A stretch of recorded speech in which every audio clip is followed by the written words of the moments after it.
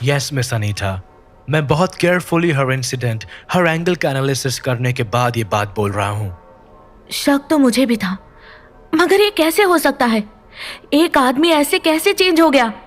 आपने उस दरिंदे को नहीं देखा था सार्जेंट? वो कम से कम 8 फीट ऊंचा था। उसका मुंह तो भेड़िए जैसा था, मगर वो चलता इंसानों की तरह था। ये सब कोई और सुनेगा तो यही सोचेगा कि हम कोई काल्पनिक स्टोरी मतलब फिक्शन सुना रहे हैं। स्टिल, एक आदमी का ऐसा ट्रांसफॉर्मेशन साइंस और लॉजिक से परे है। मुझे अब पक्का यकीन है कि उस रैबिट भेड़िए के अटैक की वजह से ही ऐसा हुआ है। जब मैं इंडिया आया था तो मैंने सुना था that this is the land of snake charmers, but अब लग रहा है कि ये बहुत स्ट्रेंज जगह है। आई रियली डोंट नो कि हम हैरी का सामना कैसे करेंगे, बट मैं कर्नल एंड्रूज की डेथ का बदला लिए बिना चैन से नहीं बैठूंगा। I will slay that demon. एक मिनट सार्जेंट वॉल्टर्स, आप एक बहुत जरूरी बात भूल रहे हैं। क्या? वो आदमी जिसने मेरी और कर्नल की जान बचाई थी, वो उस दरिंदे से ऐसे लड़ रहा था जैसे कि वो उसको आराम से हरा देगा। शायद वो वही स्ट्रेंज आदमी था जिसने मुझे फोर्ट तक छोड़ा। वो बहुत अजीब सा था, उसकी आवाज में भारी गुस्सा भरा हुआ था। क्या आपको कोई आइडिया है वो कौन हो सकता है? I just can't understand. It sounds so bloody unbelievable. मैं तो ये समझ नहीं पा रहा हूँ कि इन जंगलों में भला कोई क्यों भटक रहा है। पता नहीं सार्जेंट, पर मुझे लगता है कि अगर हमें उस दरिंदे यानी भेड़िया मानव को हराना है तो हमें उस आदमी को ढूंढना ही होगा। पर कैसे? इस घने जंगल में वो कहीं भी हो सकता है, और फिर वो हमारी हेल्प करेगा इसकी भी क्या गारंटी है? हमें उसके बारे में कुछ भी तो नहीं पता है। आखिर वो है कौन? ड्रैकुला को वैसे कोई भी नहीं जानता था, पर जिसने भी उसे अब तक देखा था वो ड्रैकुला का 6.5 फुट लंबे शरीर और उसके काले कपड़ों को भूल नहीं पाता था। लेकिन फिलहाल ड्रैकुला अपने आप से भी ताकतवर साधु का सामना कर रहा था। इतनी शक्तियां पर साथ ही साथ इतना दर्द। क्या तुम्हारा ये दर्द ही तुम्हें इतना क्रूर बनाता है? क्रूरता और दर्द क्या होता है ये तुझे मैं बताऊंगा। बस एक बार।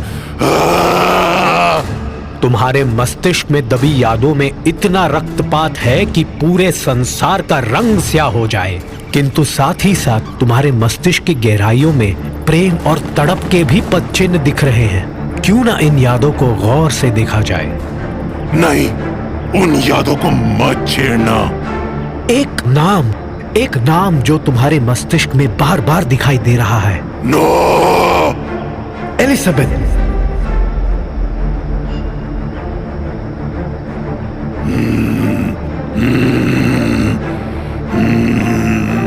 अचानक ड्रैकुला का सर दर्द गायब हो चुका था और वो थक कर जमीन पर गिर गया, लेकिन उसका गुस्सा अब अपने चरम पर था। मैंने बोला था ना कि उस याद को मत छेड़ना। उठो व्लाद। हम जानते हैं कि तुम हमें मारना चाहते हो। मैं तुझे मार कर ही रहूंगा। प्रयास करते रहो व्लाद। ड्रैकुला बार बार उस साधु पर हमला कर रहा था, लेकिन वो साधु एक जगह से गायब होकर दूसरी जगह पर दिखने लगता था और ड्रैकुला के सारे वार सिर्फ हवा को चीर कर निकल जाते थे। और तभी साधु की एक परछाई ड्रैकुला के कान के पास आकर कहने लगी, इसे माया कहते हैं व्लाद।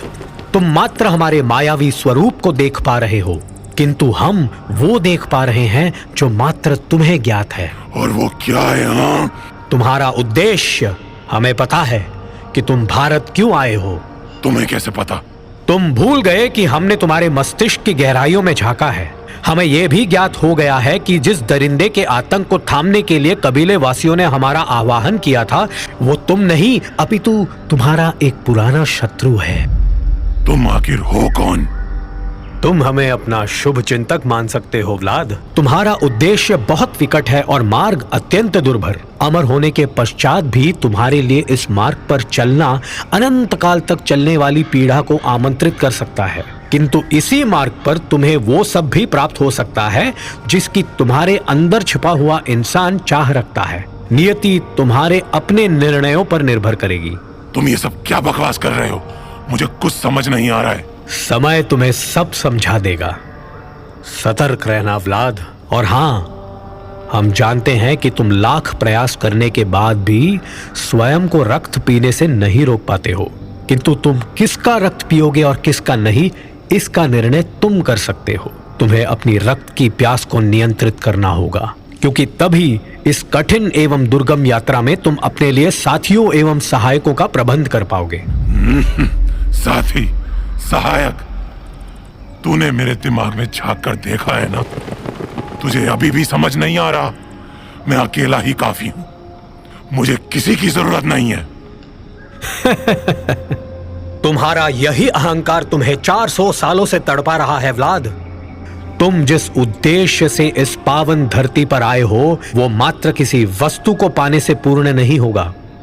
उसके लिए तुम्हें काउंट ड्रैकुला से एक बार पुनः व्लाद बनना होगा, वो व्लाद जो एलिजाबेथ से प्रेम करता है। आशा करता हूं कि तुम इस बात को स्मरण रखोगे। फिर मिलेंगे व्लाद, उचित समय आने पर। ये सब क्या था? कौन था ये साधु? भारत, जिसे साधुओं का देश भी कहा जाता है।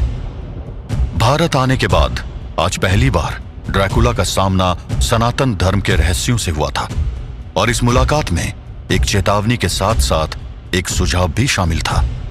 ड्रैकुला को वाकई सतर्क रहने की जरूरत थी, क्योंकि वो खूंखार भेड़िया अपनी तैयारियों में पूरे जोर शोर से लगा हुआ था।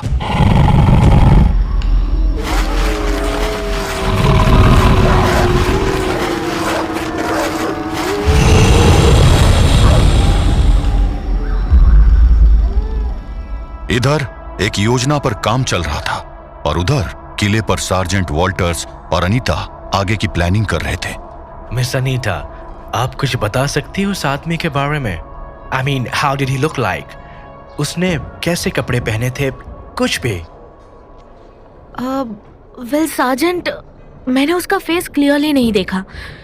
एक तो उसने बड़ा सा लेदर का हैट पहना हुआ था, वो फेडोरा हैट है ना, वो वाला हैट, जिसकी शैडो में उसका फेस साफ नहीं दिख रहा था। Fedora hat? इस कंट्री में ऐसी हैट तो शायद ही कोई पहनता होगा। एनीवे, और क्या? और उसने एक लॉन्ग ओवरकोट पहना था विथ लॉन्ग बूट्स, बिल्कुल डार्क कलर्स थे, I think black.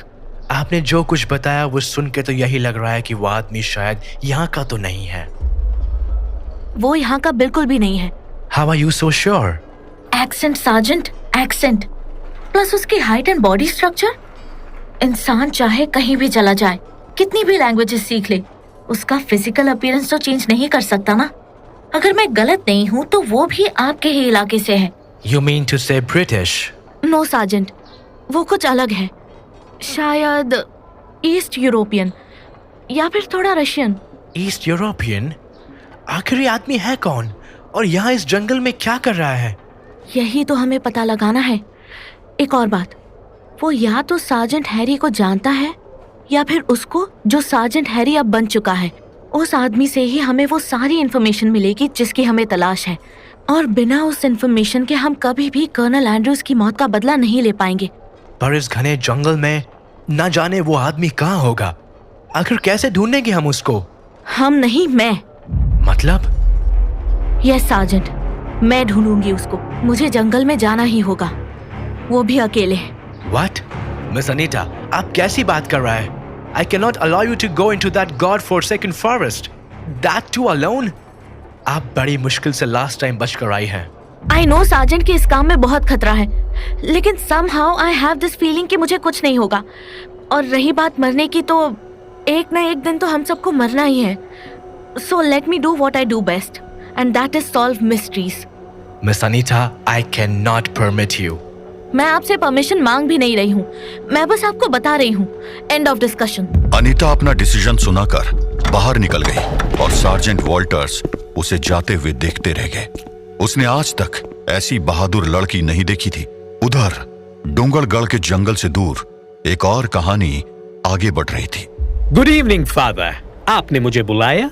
Yes, my child. Cardinal Fernandez was asking me about Dracula. क्या उसकी लोकेशन ट्रेस हुई? ये तो नहीं पता चला कि वो कहाँ है, बट जोधपुर से कुछ किलोमीटर दूर एक खंडार में 2 आदमियों की बॉडीज मिली हैं। उनकी हालत देखकर तो यही लगता है कि ये काम उसी का हो सकता है। कोई आइडिया कि वो वहां क्या कर रहा था? श्योर ठीक के साथ तो नहीं कह सकता हूँ, but I think he's searching for something. वरना वो उन ruins में क्या करने जाता? Find him soon, General. वो अगर इंडिया आया है तो कुछ बड़ा रीजन होगा, और जितना ज्यादा वो इधर रहेगा उतना ही ज्यादा डेंजर बढ़ता जाएगा. Because wherever he goes, he leaves nothing but a trail of death, destruction, and unholiness behind him. He must be stopped and brought to justice. Don't worry, father. I'll find him. General sir, general sir. How dare you run in like this? Sorry sir, but एक news मिली है। कैसी news? वो डोंगरगढ़ में है।